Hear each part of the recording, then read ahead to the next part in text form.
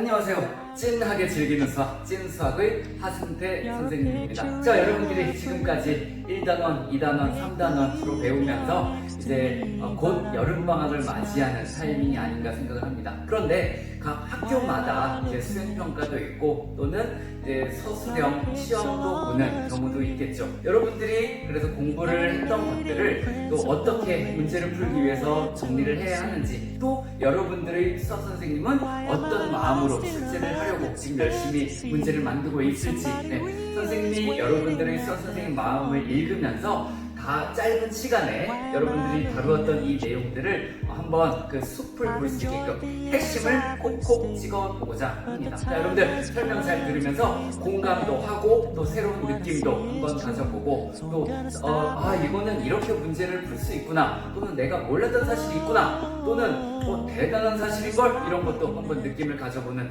시간이 됐으면 좋겠습니다. 자, 그러면 1단원부터 한번 여러분들에게 맥을 짚어보도록 하겠습니다. 자, 우선 수와 연산인데요. 자, 수와 연산에서는 여러분들이 소인수 분해, 그리고 최대 공약수와 최소 공배수라는 것을 먼저 공부를 하게 됐습니다. 그런데 이것들이 좀 복잡하기도 하고 계산을 하려니 재미도 없고 또 모르니까 하기 싫고 이럴 수도 있겠고요. 또는 내가 이걸 왜 해? 하는 생각이 들 수도 있었겠습니다. 그런데 핵심은 여러분들이 자연수의 성질을 분석했다, 이렇게 정리를 해볼 수 있겠어요. 초등학교 때 자연수, 덧셈, 뺄셈, 곱셈, 나눗셈, 분수의 덧셈, 뺄셈, 곱셈, 나눗셈을 공부했잖아요. 그런데 그 자연수가 그냥 자연수를 낳는 것이 아니라 특별한 성질들이 있다는 겁니다. 그래서 중학교 1학년 때 자연수의 성질을 분석하기로 첫 번째 나오는 게 뭐죠? 소수. 자연수 중에 약수가 1과 자기 자신뿐인 그런 수를 우리가 소수라고 불렀어요. 그런 약수가 2개뿐인 수들이 보이니까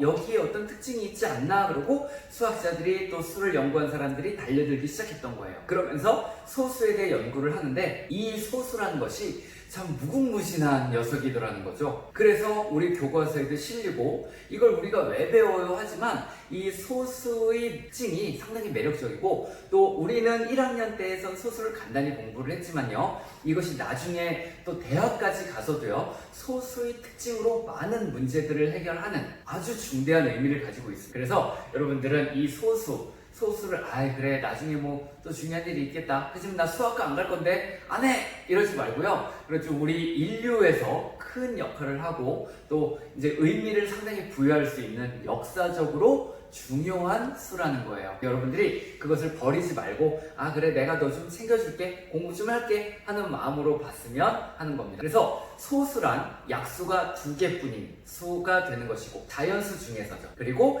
이제 그렇지 않은 수가 합성수라는 게 있었어요. 소수가 아닌 이제 무언가 합성으로 이루어진 수라는 거죠. 그래서 약수가 1과 자기 자신과 그 이외의 수가 있어서 약수가 3개 이상인 수, 그것을 합성수라고 불렀습니다. 소수는 영어로 prime number가 되고요. 그리고 합성수는 composite number 이렇게 불러줘요. 뭔가 이렇게 복합적이라는 이야기죠. 그 소수와 합성수를 토대로 우리가 최대 공약수와 최소 공배수까지 다루게 되는데, 이미 여러분들은 초등학교 때 최대 공약수와 최소 공배수를 공부를 했습니다. 그렇죠? 그런데 중학교에서 왜 또 나왔느냐? 소수를 이용해서 우리가 무언가 또 문제를 풀어줄 수 있는 최대 공약수와 최소 공배수에도 소수의 성질을 이용해서 문제를 풀어줄 수가 있더라는 거예요. 소수의 역할이 하나가 또 나타나게 된 거죠. 그래서 우리가 최대 공약수, 최소 공배수를 구해주게 되는데, 자, 그 의미 다시 한번 생각해 볼까요? 최대 공약수는 약수 중에 공통된 약수가 되고, 그리고 그 중에 가장 큰 약수, 그것이 최대 공약수가 되는 겁니다. 말줄임 여러분들 잘하잖아요. 개 재밌어 막 이런 거 잘 쓰잖아요. 얘는 뭐 개 최대 공약수라고 할 수는 없겠지만, 근데 최대, 가장 큰 공유하는 그런 약수가 되는 겁니다. 최대 공약수, 가장 큰 공약수가 되는 거예요. 자, 또 최소 공배수는 말 그대로 가장 작은 공통된 배수가 되는 겁니다. 그래서 약수는 어떤 수의 약수라고 하면 일단 그것보다는 작거나 같은 쪽으로 구성이 되고, 최소 공배수, 공배수 쪽은 그 수의 배수라고 하면 1배부터 곱하기 1부터 2배, 3배, 4배 점점 수가 커지는 경우가 나타나게 되죠. 그래서 그것들의 약수는 약수는 어떤 기준의 수보다 작아지는 수다. 작거나 같아지는. 배수는 어떤 수 이상의 크거나 같아지는 같은 수도 있고 그것보다 큰 수를 갖는 수의 특징이 있는 거죠. 기본적으로. 그래서 우리가 최대 공약수와 최소 공배수를 이용해서 문제를 풀어주는 경우들이 있는데 자, 문제 1번 같은 경우 우리는 최대 공약수와 최소 공배수를 배웠고 그런데 거기에는 약점이 있는 거예요. 문제에서 힌트를 다 줍니다. 문제 1번 읽어볼까요? 여학생 32명, 남학생 48명으로 구성된 동아리에서 모둠을 만들어 봉사활동을 하기로 했다. 남학생 수와 여학생 수가 각각 같도록 할 때 최대 몇 개의 모둠을 만들 수 있는가입니다. 자, 그렇다면 자, 여러분들이 문제를 풀이를 할 때 문제를 분석을 하면서 나는 이것을 어떻게 풀어내겠다. 약수로 갈 것이다, 배수로 갈 것이다를 먼저 생각을 해주는 거예요. 자, 32와 48이라는 숫자가 주어진 다음에 자, 여기에 보면 최대 몇 개의 모둠을 만들 수 있는가 물었잖아요. 자, 최대. 그렇다면 32와 48을 이용해서 무언가 가장 큰 것을 따져보려고 하는 겁니다. 자, 그래서 여러분들은 일단 32와 48의 최대 공약수를 생각을 해주면 되는 거예요. 문제에서 약점이 있어서 다 알려주는 거죠. 다른 문제로 예를 들면 가장 작은 또는 최소의 이런 말이 나온다면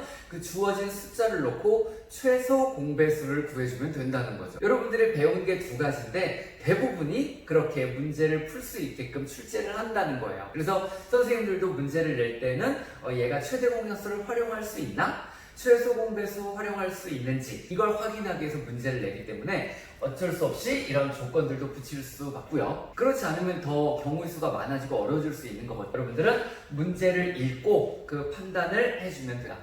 이렇게 최대 공약수와 최소 공배수를 계산을 해주는 문제가 있겠고 자, 그 다음에 이제 정수와 유리수는 여러분들이 자연수를 배운 다음으로 이제 수의 확장이 이루어지는 겁니다. 자, 수의 확장이 이루어지면서 여러분들이 처음에 음수를 다루게 되고 마이너스가 붙어있는 그 수를 다루게 되고 그래서 자연수 그리고 0과 음의 정수 이 세 개를 모으면서 자연수를 뭐라고 불러주죠? 그렇죠.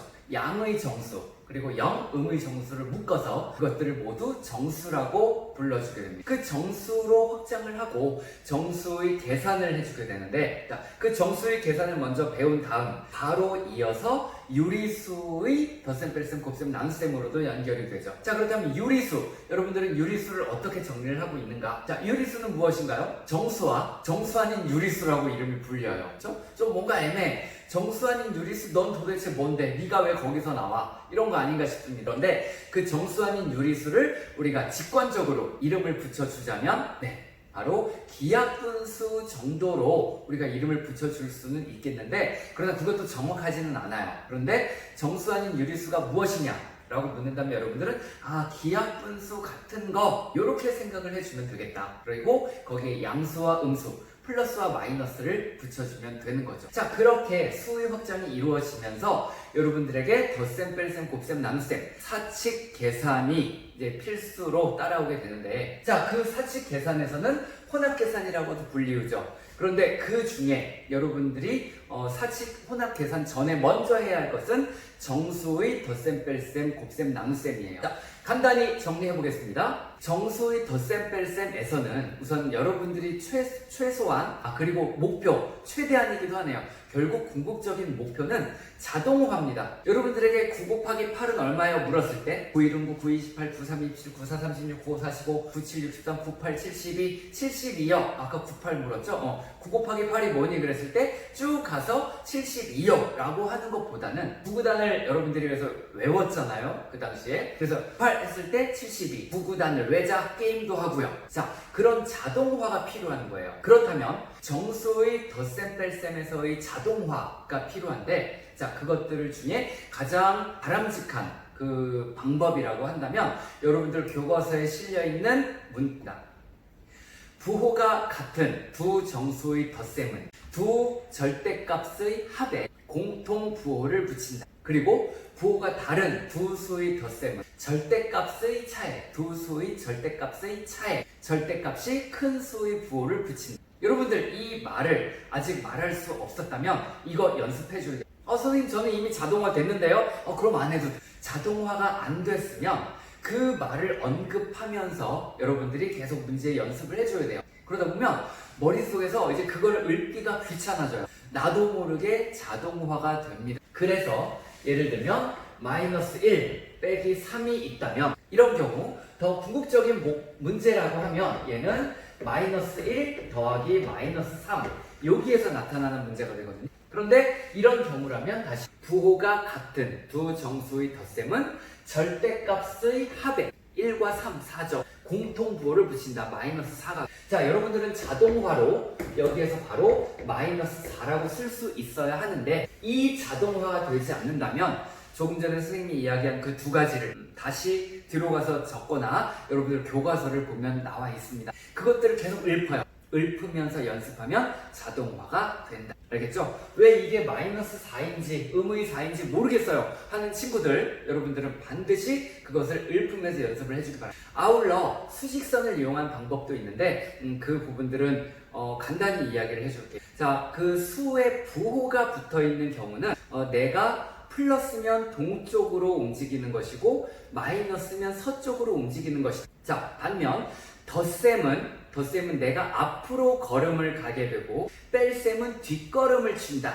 이렇게 생각을 해주면 되겠다. 자, 부호는 내가 동쪽을 바라본다. 여러분들이 볼 때 이렇게 되나요? 이렇게 수직선을 하나 그어보고 자, 플러스 부호의 숫자는 동쪽을 바라본다. 그리고 마이너스는 그러니까 이 경우 선생님은 이렇게 바라보는 거죠. 동쪽을 바라본다. 마이너스는 서쪽을 바라본다. 그리고 플러스 덧셈을 한다는 것은 내가 앞으로 전진한다. 뺄셈을 한다는 것은 뒤로 전진한다. 이런 식으로 여러분들이 연습을 해보면 이제 교과서 문제 풀어보면서 이 방식을 따라 고민해보세요. 그렇다면 그 방법 바로 깨우칠 수 있습니다. 자, 그렇게 정수와 유리수의 덧셈, 뺄셈, 곱셈, 나눗셈에서는 자동화가 궁극적인 목표다. 그런데 그것이 되지 않으면 여러분들은 가장 중요한 게 그거예요. 두 정수의 덧셈, 부호가 같을 때, 다를 때 그것을 파악하면서 연습을 하게 되면 나머지들 다 따라오게 됩니다. 특히 하나 곱셈, 나눗셈에서 음수 곱하기 음수는 양수, 음수 나누기 음수는 양수, 음수를 짝수번 계산 곱해주면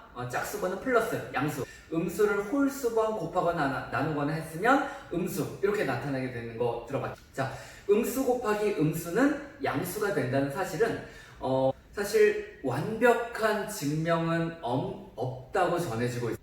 수학인데 증명이 안 돼? 그런 게 어딨어? 이 불완전성의 정리라고 그런 것들이 수학에서도 있어요. 수학이 사람의 머리, 이제 인간의 두뇌에서 창조적 산물이잖아요. 그러다 보니까 받아들이기 어렵다고 안 받아들이는 게 아니라 절대 어쩔 수 없는 것을 우리가 진리로 받아들이게 되는 경우도 있다고 볼 수가 있겠죠. 무슨 뚱땅지 같은 소리야? 할 수 있겠는데 그런 부분들을 여러분들이 또 고등학교, 대학교, 대학원 여러 가지 공부를 하다 보면 그런 사실들도 발견이 있거든요. 자, 그래서 여러분들이 음수 곱하기 음수는 양수이므로 아무 말 하지 말자라고 이야기한 대학 교수도 있었습니다. 그만큼 여러분들이 그것을 하나의 진리로 받아들여주고 그럼에도 그것들이 우리 자연현상의 자연섭리에 맞아 떨어지고 있기 때문에 우리가 부정을 할 필요는 없겠다. 여러분들이 그렇게 생각을 해주면 돼요. 자, 수와 연산 결국은 여러분들이 초등학교 때 배웠던 자연수, 그 자연수를 분석을 하는 시간을 갖고 그리고 거기에 확장이 이루어진 것이다.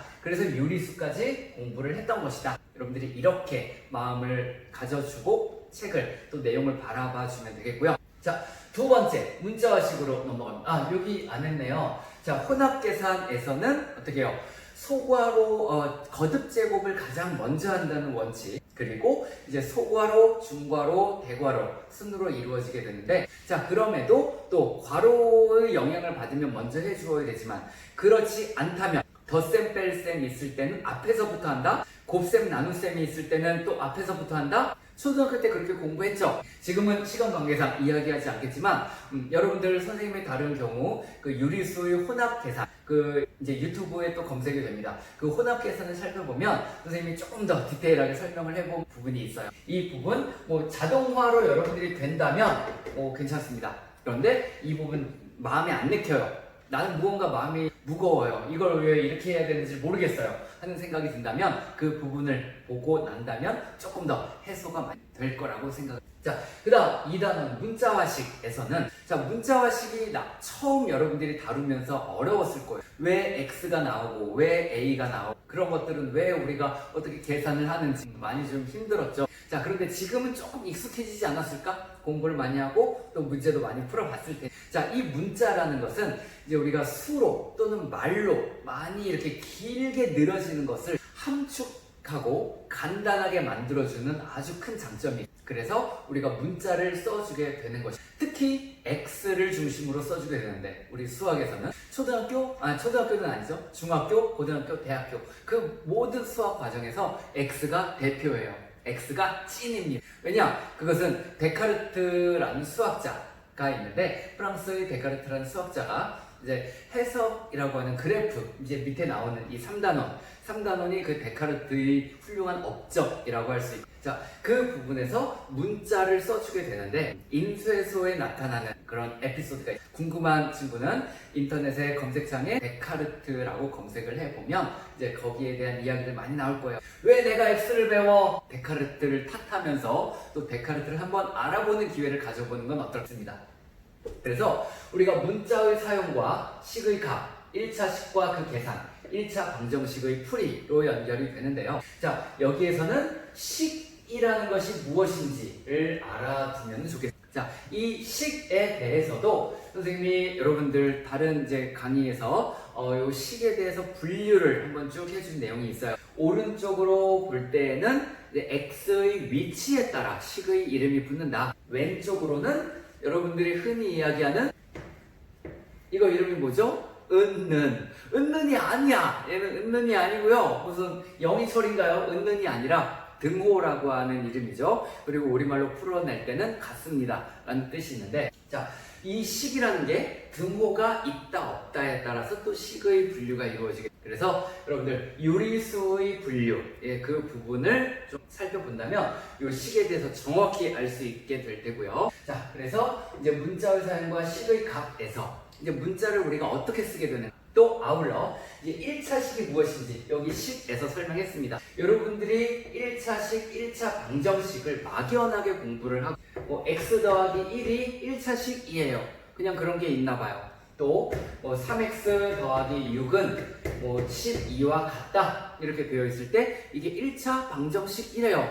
ax 더하기 b 이퀄 제로로 나타나는 그리고 a가 0이 아닌 경우 이런 것을 1차 방정식이라고 부르더래요. 그러면서 이걸 재미없게 문제를 풀어요. 요 해를 구해주고 네 도대체 왜요? 여러분들이 숲을 보지 못했기 때문에 그렇다면 이것들을 왜 했는지 왜 공부했는지 그리고 이것들 단순히 얘네 1차식 그리고 1차식인지도 조차도 헷갈린다. 또 이게 왜 1차 방정식을 왜 얘를 1차 방정식이라고 부르는지 헷갈린다. 잘 모르겠다. 개념이 없다. 그런 친구는 이제 이 식에 대한 설명을 꼭 들어보기를 바랍니다. 여러분들이 앞으로 공부를 하는 데 있어서 매우 중요한 걸음이 되어집니다. 자, 그렇게 문자를 이용해서 1차식과 1차 방정식을 풀이를 해주게 되는데 자, 이제 문제 3번에서는 그 식의 계산이 되겠습니다. 문자를 이용해서 문제 2번에서는 유리수의 계산이 되는 것이고 문제 3번에서는 문자를 이용한 식들의 계산이 되는 거다. 그런데 기본 원리는 똑같아요. 다만 문자가 들어있기 때문에 여기에서는 숫자들끼리 계산이 이루어지면서 답으로 나타나게 되지만 여기는 문자의 특징을 이용해서 여러분들이 거듭 제곱을 써줄 수도 있고요. 아니면 다른 문자끼리는 곱셈 기호를 생략해서 마무리를 해줄 수도 있고 또 여기에서는 분배 법칙도 들어있죠. 덧셈, 곱셈과 덧셈에 대한 분배 법칙 또 이제 뺄셈에 대해서 분배 법칙도 있고요. 그리고 소거로, 중거로, 대거로에 대한 연산 순서도 있고요. 아울러 이렇게 혼합 계산에서는 여러분들이 교환 법칙과 결합 법칙, 분배 법칙까지 다루어 보겠습니다. 자, 이때 교환 법칙과 분배 법칙에서는 하나의 특징이 있죠. 교환 법칙을 쓸 때에는 모두 덧셈만 있을 때 덧셈에 대한 교환 법칙, 모두 곱셈만 있을 때 곱셈에 대한 교환 법칙 이렇게 됩니다. 그리고 덧셈과 곱셈이 섞여 있을 때에는 같이 있을 때에는 분배 법칙이 이루어지게 됩니다. 특히 곱셈이 바깥에 있는 경우 그리고 괄호 안에 소괄호 안에는 플러스 마이너스 덧셈과 뺄셈이 있을 때 그때의 분배 법칙이 이루어지게 된다는 특징이 있었죠. 자, 그리고 문제 4번은 하나의 이제 방정식이 되겠는데 자, 등호가 있을 때 우리가 방정식을 푼다. 이것은 이제 이항이라는 성질을 써주게 되죠. 우리가 이사를 간다와 마찬가지로 이제 항이 이런 것들 하나하나를 우리가 term, 항이라고 합니다. 항. 그것이 등호를 중심으로 자리를 옮기게 될 때 그것을 소위 이항한다 이렇게 이야기를 하게 되죠. 그런데 이항이 그냥 갑자기 떨어진 게 아니라 여러분들이 등식의 성질, 등식은 양변에 같은 수를 더하거나 빼거나 또 같은 수를 곱하거나 또는 0이 아닌 수로 나누어도 그 등식은 성립한다는 이야기가 있죠. 그것들의 결론입니다. 그것들의 산출물이에요. 이항이란. 그래서 양변에 예를 들어 여기에 1을 더하고 1을 더하면 여기에는 빼기 1과 더하기 1이 없어지게 되죠. 근데 결국 여기에는 1이 더해져 있잖아요. 그래서 우리가 요 빼기 1이 2항을 하면서 더하기 1로 플러스 1로 2항을 같다고 생각하자 이렇게 결과론적으로 이야기를 해주었던 것 그것이 바로 이항이라는 거 알아두고요. 자, 그 다음에 세 번째 그래프와 비례 관계에서는 이제 아까 전에 이야기했던 데카르트. 자, 여러분들이 데카르트 검색을 한번 해보고 그 사람의 이야기 또는 그 사람의 소개 이런 것들을 한 번만 좀 봐주더라도 이 그래프와 비례 관계를 보는 시선이 조금은 더 넓어지지 않을까 생각을 합니다. 자, 그 그래프와 비례 관계에서는 우리가 첫 번째로 순서쌍과 좌표 그리고 그래프를 그려보는 그리고 아울러 세 번째로 정비례와 반비례까지 연결이 되는데 자, 우리가 1학년 과정에서는 그래프와 비례 관계라는 것을 공부하게 되지만 자, 요 아까 전에 봤던 1차식 요 1차식이 1차 방정식을 거쳐서 여러분들이 2학년이 되면 여기에 배웠던 그래프 성질과 매칭이 되면서 2학년 때 바로 1차 함수가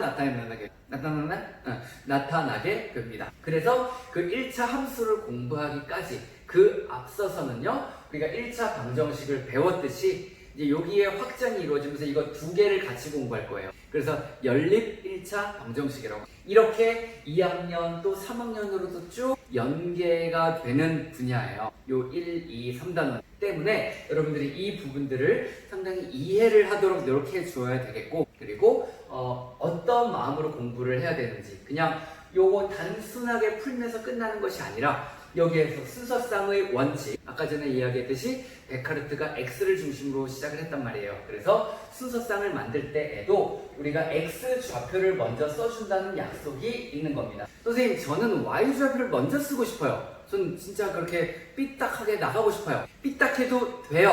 단 여러분들이 조건을 붙여줘야 됩니다. 서술을 하려고 할 때 저는 Y 좌표를 먼저 쓰고 그 다음 X 좌표를 쓸게요. 이렇게 조건을 붙여준다면 여러분들 삐딱선 타도 괜찮아. 그렇지만 그렇게 설명하는 게 더 귀찮겠죠. 때문에 여러분들이 X 좌표를 기본으로 모두가 그렇기 때문에요. 뭐 대통령도 그렇고 외국 사람도 그렇고 모두 X 좌표를 먼저 써주게. 그러니까 여러분들이 그 기준을 받아들여 주는 게 좋겠고요. 받아들여주면 고맙겠어요. 네. 그리고 이제 그래프, 이제 이 X좌표와 Y좌표의 순서쌍이라고 하는 것을 우리가 점을 찍어주게 되죠. X좌표, Y좌표 그 따다닥 모아서 이렇게 A, B가 A, 0일 때 그리고 요 점이 점 A가 A, 4일 때 A에 그리고 4에 이렇게 모여서 점 찍는 부분들 여러분들 다뤄봤죠? 이렇게 점이 모이면서 그래프가 그려지게 됩니다. 자, 그런 것들, 이제 그래프를 그려보는 연습과 아울러 이제 정비례와 반비례라는 성질, 우리가 그래프 중에 가장 기본적인 것 중에 우리가 정비례, 반비례라는 특징을 뽑아서 보게 된 거예요. 자, 정비례는 뭐였죠? X가 2배, 3배, 4배 늘어날 때 Y도 똑같이 2배, 3배, 4배 똑같이 늘어나는 X가 1.7배 늘어나면 Y 값도 1.7배 늘어나는 같은 양만큼 늘어날 때 그때 X와 Y가 이제 정비례 관계에 있다 이렇게 이야기를 해주고 아울러 반비례라는 것은 이제 좀 우리가 반대로 간다 이런 느낌하고는 좀 안 맞아요. 그런데도 우리가 어떻게 정리를 해주냐면 자, X가 2배 증가했을 때 Y는 2분의 1배 증가한다. X가 5배 증가했을 때 Y는 5분의 1배 증가한다. 그러니까 조금 증가하는 거죠. X가 10배가 증가됐어요. 그때 Y는 10분의 1, 0.1배 증가하게 된다는 거예요. 그래서 우리가 정비례식은 보통 y a x로 쓰고 반비례식은 y x분의 a가 된다는 거죠. 자, 이거 앞서 이야기했던 식으로 본다면 얘는 1차 방정식이 되는 것이고요. 얘는 뭐가 되게요? x가 분모에 있죠. 그런 경우 분수 방정식 또는 이제 우리가 유리수를 이제 배웠잖아요. 유리 방정식이라고도 불러주게 됩니다. 그러니까 식에 대한 분류 꼭 확인하고 공부해 보기를 바라요. 자, 이렇게 정비례와 반비례를 구성을 했을 때, 자, 이렇게 보면 여기 x가 3배가 되면요. x가 3배가 되면 y가 3분의 1 a배가 된다는 얘기죠. 그러니까 x가 1에서 3으로 늘어나면 y는 a에서 3분의 1로 늘어나게 된다. 조금이지만 증가하긴 증가하는 거예요. 3분의 1배. 근데 a를 기준으로 보게 되면 숫자가 좀 줄어들기는 하는 거죠. 그런데 그 몇 배가 되느냐. 그런데 x가 10배 증가하면 y는 0.1배 증가한다. 이렇게 이야기를 합니다. 그래서 x가 2배, 3배, 4배 증가할 때 y는 2분의 1배, 3분의 1배, 4분의 1배 증가하게 된다는 그런 것을 우리가 반비례라고 정리를 해주게 됩니다. 자, 문제 5번 한번 읽어볼게요. 정비례 관계 y = 3분의 2x의 그래프가 이렇게 주어지게 된다. 자, 정비례는요. x가 0이면 y가 항상 0이죠. 그래서 x가 0일 때 y가 0, 0,0이라는 점, 그 점이 항상 찍히게 돼요. 그래서 원점을 지나게 된다는 성질이 있고요. 그리고 x가 1일 때 y 값은 이제 3분의 2라는 값을 갖게 되죠. 자, 그래서 x가 1일 때에는 y가 3분의 2라는 값을 갖게 된다. 이런 점으로 찍히게 된다는 얘기예요. 자, 그래서 이런 식에 대해서 이런 그래프가 정비례 그래프가 있을 때 문제에서 조건이 나타나게 됩니다. 점 A가 있다. 그런데 원점 A와 점 B에 대해서 삼각형 A요 B의 넓이를 구하라고 한다면, 자, 이 넓이를 구해주려면 삼각형의 넓이를 구하라. 밑변 곱하기 높이 곱하기 2분의 1을 해주면 되잖아요. 그렇다면 우리는 밑변의 길이와 이 높이를 찾아주면 되는 것이고, 자, y = 3분의 2x라고 하는 이런 정비례 식으로부터, 자, a,0, a,4라는 정보들을 이용을 해서 계산을 해주게 되는 거예요. 이런 경우 우리가 대입이라는 것을 써주게 되죠. 자, 어떤 수를 어떤 문자에 넣어서 계산한다. 그런 것을 대입이라고 합니다. 이런 식으로 우리가 3단원까지 정리를 해. 자, 짧은 시간에 여러분들이 그동안 이렇게 저렇게 공부했던 것들, 중구난방 공부를 했을 수도 있겠어요. 또는 안 했을 수도 있나요? 자, 그것들을 우리가 짧은 시간에 여러분들이 1, 2, 3단원에 대해서 한 번에 정리를 하는 시간을 가져보고자 선생님이 준비를 했습니다. 자, 부디 도움이 됐기를 바라고요. 또 이제 선생님이 다른 또 세부적인 내용들도 여러분들과 함께 볼 수 있도록 준비하겠습니다. 자, 오늘 여기까지 정리하겠습니다. 그러면 마치고요. 혹시 즐거웠으면 이제 구독을 이용해서 선생님께 질문을 올려준다면, 여러분들이 궁금한 것들이 있을 때 질문을 올려주면 그 질문을 보고 선생님이 먼저 그 부분에 대해서 수업을 준비해 보도록 할게요. 자, 이상 찐 수학의 하승태 선생님이었습니다. 다음에 보도록 하겠습니다.